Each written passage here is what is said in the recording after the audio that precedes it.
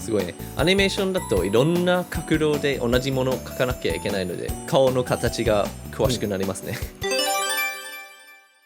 よろしくお願いします。はい、よろしくお願いします。今日また日野井さんが来てます。はい、どうも。この前クリップスタジオを使ってアニメーションステッカーを作ったんですけど、それは豚さんが振り向いて久しぶりっていう、セリフ出したんですけど、今回はもっと返事として使えるスタンプがいいなと思ってます。まあキャラは簡単にして分かりやすい動きにするから、まあ多分理解はしてもらえると思うんで、よし決めた。扇子を広げます。おお、ほら、その広げた扇子にセリフを書いとけば。おお、面白そう。じゃあぜひお願いします。はーい。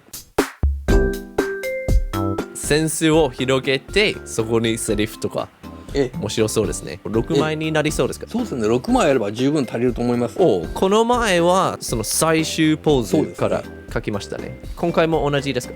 そうですね、ラストポーズの6番から書きますね。暗いでいいとして、色としてはカワウソの色を使ってラフを書きます。じゃあこの前のステッカーでキャラクターは右の方にあってセリフは左。まあここら辺がセリフの位置として、わかりました。人様にメッセージを伝えなきゃならないからそこら辺をメインに。そうね。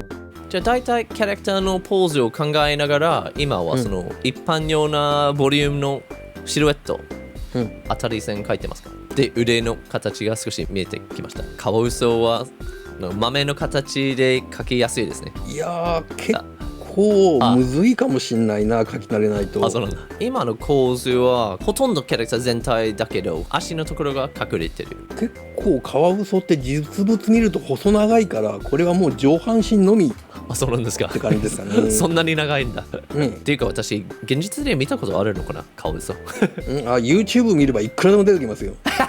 そんな人気者だったんだみたいですね。そして扇子持ってます。じゃあアニメーションとしてその扇子は一気に広げるかゆっくり広げるか、どういう勢いをつけてやっちゃった方がいいんじゃないかなと思うんで、OK なら文字でも赤い丸でもいいですね。で、人間と違ってなんか動物の目が少し人間より離れてる感じですね。どうなんでしょうね。肉食動物は目の前の方にね、草食動物は顔の横に広いですからね。そして豚のアニメーションと同じようにハイライトを使って目線表す感じかな。頭が上半身につなぐところでタッチ使ってちょっとだけ首の表現ですかね。で、この前の 3D 素材を使って大きな体型のキャラクター描くチャレンジみたいに、顎のところの線が輪郭線につながないことで。そうですね、かっちりつなげちゃうと変な感じになっちゃうし。手の描き方は結構シンプルの方が可愛いですね。最初に描いた目と主に何が変わりましたか？目の幅をもう少し広くしてみました。これは何の線ですか？眼球があるからそれを立体的に見せるためのシワですね。まあ人間の二重まぶたと同じようなもんです。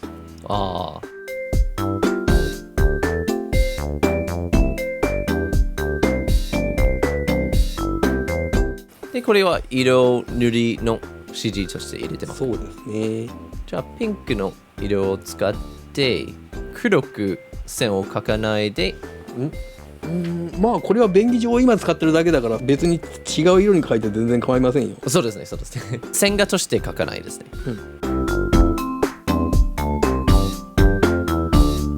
そして扇子の形、よく子供の頃その安いやつもらってました。一回広げて破っちゃった。扇子持ってるところで手が後ろで見れるようになりますか？これはね、骨があるからそれを描いてリアルに描いていくと面倒だから、省略。なるほど。色としてはこんな感じかな、ここは。で、ここが白でいいか。で、手のところはもう少し暗い色なんだ。耳の中はちょっと濃い色でいいのかな。OK、 いいですね、使えそう。ラフはこんな感じで、ここはわかりました。じゃあこれは最終ポーズですね。次はこの前と同じ1なんだ。1クリックしたら選択してある状態でフレーム6のチェックマーク入れます。で、そのアニメーションセルのウィンドウでいろんなアイコンがあるんですけど、右から2番目クリックしたらできました。色を変えましょう。アニメーションセルの中の6クリックしてレアカラーを変更で好きな色にしましょう。じゃあこんな感じで OK。 じゃあフレーム6は緑にしてフレーム1を書きます。はいはい。じゃあどんな動きをするんですか？そうだな。当たり線書いて頭はもう少し右の方に向いている感じなんだ。お、かわいい。じゃあもしかしたらこういうポーズで先生に何が書いてあるか見えてない状況ですか？さあ先生はどういう状況なんだ？お、閉まってる感じらしいですね。スタンプのアニメーションとしてちょうどいいですね。隠れてるもの現れる。じ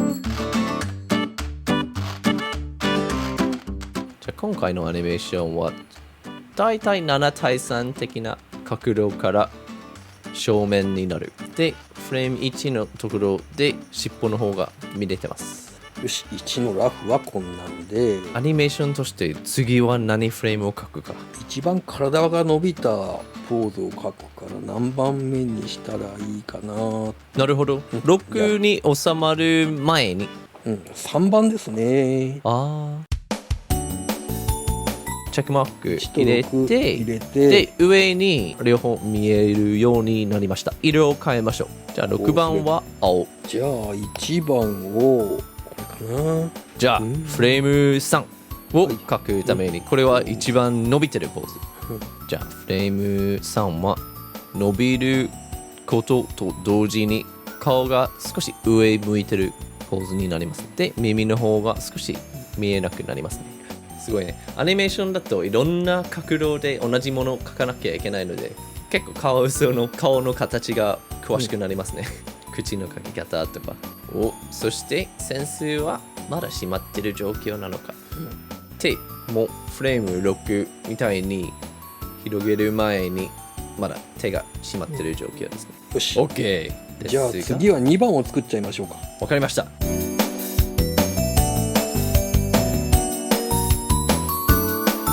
キャラクターの右腕が先行してフレーム2のところで結構正面の角度ですね。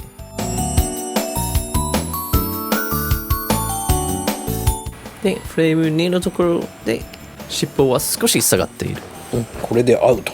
よし、じゃあフレーム1、2、3と6は終わっているけど次はやっぱ4番かな。6番を表示したいから3番と6番ですね。チェックマークを入れて一番沈んだポーズになりますね。次が伸びて沈んででセンス広げる。なんか魔法の必殺技出してるようなポーズですね。これからファイヤーの魔法が出てきそう。フレーム4でセンスが一気に広げます。眉毛がないキャラクターは目の形で表情させますか？まあそんな感じですよね。一応まつげここは確かに。さすがにこれじゃ感情表現はしにくいな。そうですね。人間みたいに表情させるのは難しいですね。それまあこんな感じですよね。次が5番目だから自動的にスキンが働いてOK ですね。いいですね。普通にこれは中割りになります。これは後詰めの方ですね。やるとしたら収まるから。どっちかっていうと位置的にフレーム6に近いですかね。はい。キャラクターの左手はアウトからインに来る。そのセンスの降りてる数はそんなになんか合わせなくていいですね。大体ですよこんなの。大体です。はい、ラフできた。いいですね。これで全部で6枚ですか。動き楽しみです。そうですね。じゃあタイムラインちょっと上げて、じゃあいきますね。再生オン。ほい。あれ？おお、早かった。そうですね。全体的にこれは今1コマずつになってるじゃないですか。そうですね。リクエストとしては3番の絵でちょっと止めたいんですよね。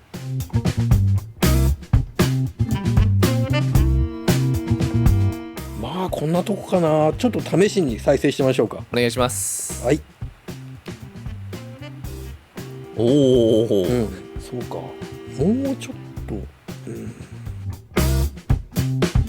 試させてもらいますね。はい。